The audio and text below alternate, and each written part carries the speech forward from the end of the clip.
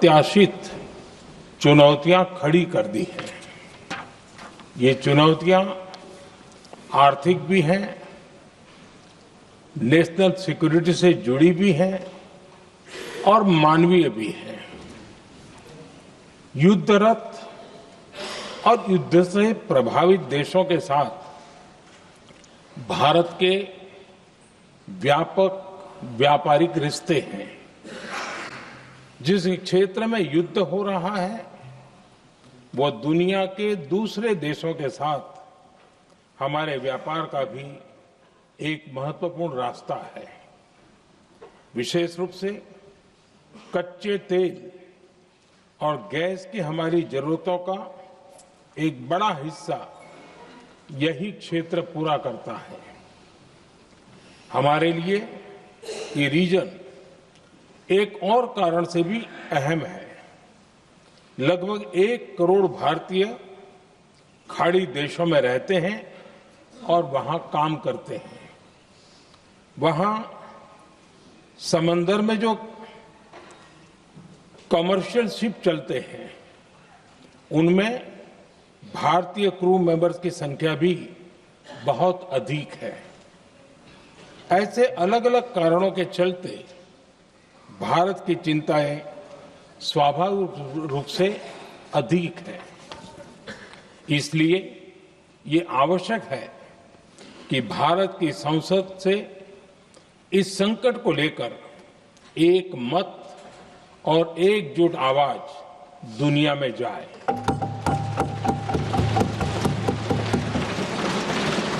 अध्यक्ष जी, जब से ये युद्ध शुरू हुआ है तब से ही प्रभावित देशों में हर भारतीय को जरूरी मदद दी जा रही है। मैंने खुद पश्चिम एशिया के ज्यादातर देशों के राष्ट्राध्यक्षों के साथ 2 राउंड फोन पर बात की है। सभी ने भारतीयों की सुरक्षा का पूरा आश्वासन दिया है। दुर्भाग्य से इस दौरान कुछ लोगों की दुखद मृत्यु हुई है और कुछ घायल हुए हैं।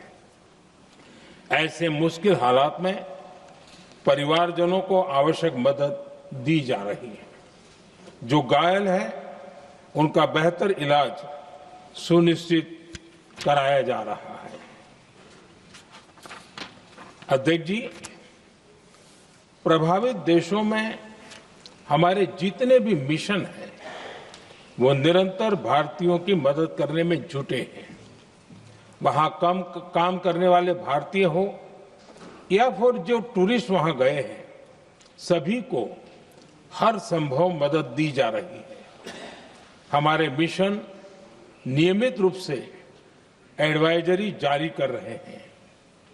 यहां भारत में और अन्य प्रभावित देशों में 24/7 कंट्रोल रूम और आपातकालीन हेल्पलाइन स्थापित की गई है।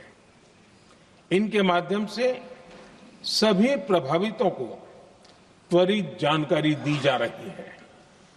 अध्यक्ष जी, संकट की स्थिति में देश विदेश में भारतीयों की सुरक्षा हमारी बहुत बड़ी प्राथमिकता रही है। युद्ध शुरू होने के बाद से लेकर अब तक 3,75,000 से अधिक भारतीय सुरक्षित भारत लौट चुके हैं। ईरान से ही अभी तक लगभग 1,000 भारतीय सुरक्षित वापस लौटे हैं। इनमें 700 से अधिक मेडिकल की पढ़ाई करने वाले युवा हैं। खाड़ी देशों में भारतीय स्कूलों में हजारों विद्यार्थी पढ़ते हैं।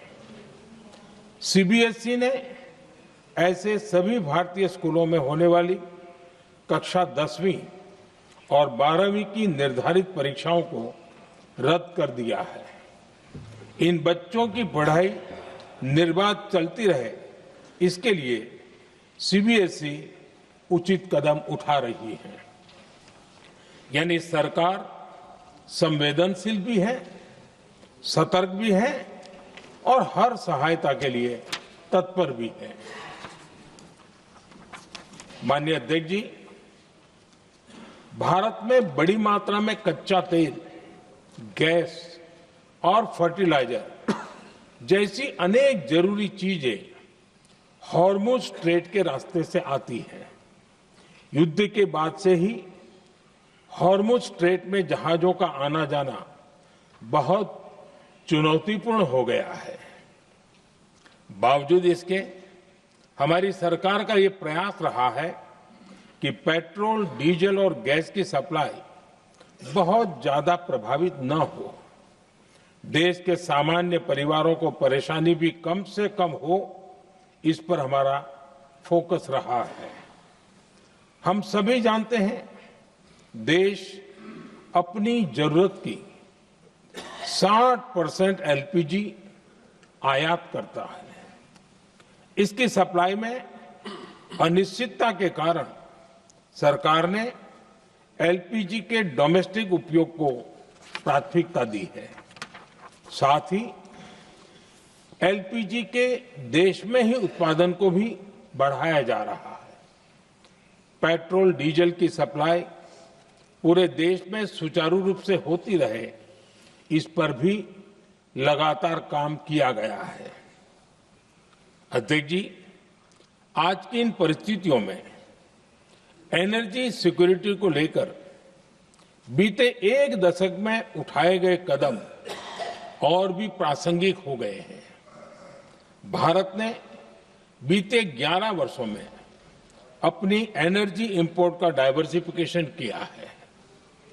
पहले क्रूड ऑयल, एलएनजी, एलपीजी ऐसी एनर्जी जरूरतों के लिए 27 देशों से इंपोर्ट किया जाता था। वहीं आज भारत 41 देशों से एनर्जी इंपोर्ट करता है।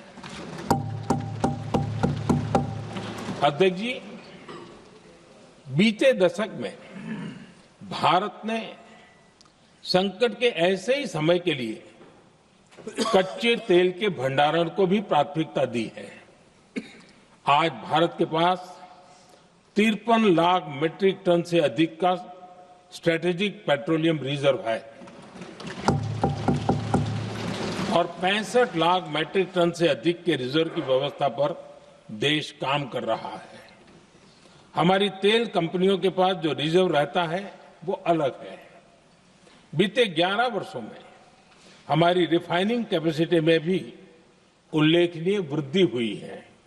अध्यक्ष जी, सरकार अलग अलग देशों के सप्लायर्स के साथ भी लगातार संपर्क में है। प्रयास ये है कि जहां से संभव हो वहां से तेल और गैस की सप्लाई होती रहे। भारत सरकार गल्फ और आसपास के शिपिंग रूट्स पर निरंतर नजर बनाए हुए है।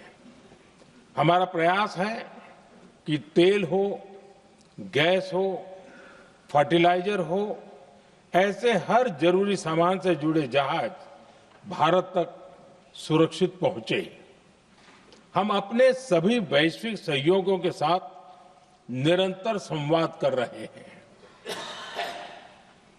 ताकि हमारे मैरीटाइम कॉरिडोर सुरक्षित रहे। ऐसे प्रयासों के कारण बीते दिनों हॉर्मुज स्ट्रेट में फंसे हमारे कई जहाज भारत आए भी हैं। अध्यक्ष जी, संकट के इस समय में देश की एक और तैयारी भी बहुत काम आ रही है। पिछले 10-11 साल में इथेनॉल के उत्पादन और उसकी ब्लेंडिंग पर अभूतपूर्व काम हुआ है। एक दशक पहले तक देश में सिर्फ 1-1.5% इथेनॉल ब्लेंडिंग कैपेसिटी थी। आज हम पेट्रोल में 20% इथेनॉल ब्लेंडिंग के करीब पहुंच रहे हैं।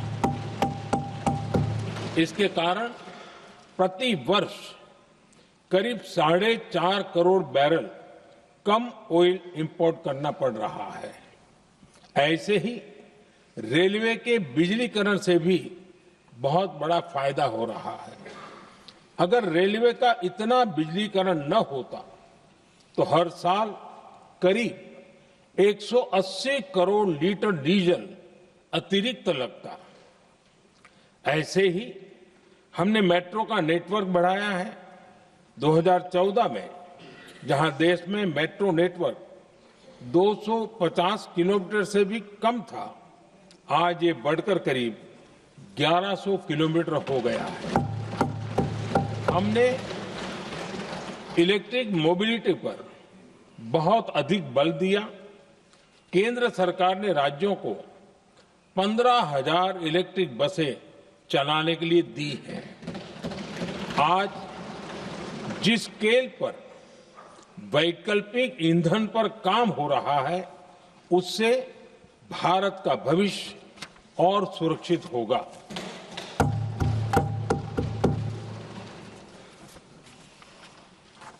आदरणीय अध्यक्ष जी, हम जानते हैं कि एनर्जी आज इकोनॉमी की रीढ़ है और ग्लोबल एनर्जी नीड्स को पूरा करने वाला एक बड़ा सोर्स वेस्ट एशिया है। स्वाभाविक है कि दुनिया भर की अर्थव्यवस्था वर्तमान संकट से प्रभावित हो रही है और भारत पर इसका कम से कम दुष्प्रभाव हो, इसके लिए निरंतर प्रयास किए जा रहे हैं। सरकार इसके शॉर्ट टर्म, मीडियम टर्म और लॉन्ग टर्म ऐसे हर असर के लिए एक रणनीति के साथ काम कर रही है। आज भारत की इकोनॉमी के फंडामेंटल्स मजबूत है। इससे भी देश को बहुत मदद मिली है। तो प्रधानमंत्री नरेंद्र मोदी को आप सुन रहे थे। वो बता रहे कि मिडिल ईस्ट में जो तनाव है उसको लेकर भारत के क्या स्टैंड है, मिडिल ईस्ट में अलग अलग जगहों पर जो भारतीय मौजूद हैं उनके लिए क्या व्यवस्थाएं की जा रही हैं और भारत में किसी भी तरह की कोई मंदी का दौर फिलहाल नजर नहीं आता, क्योंकि हर चीज पर कंट्रोल एक तरह से किया जा रहा है। देखिए इंडिया डेली 24/7 अब आपकी स्मार्ट टीवी पर। इंडिया डेली मौजूद है सभी डिजिटल प्लेटफॉर्म पर लाइव और लगातार। इंडिया डेली 24/7 हर दिन राष्ट्र को समर्पित।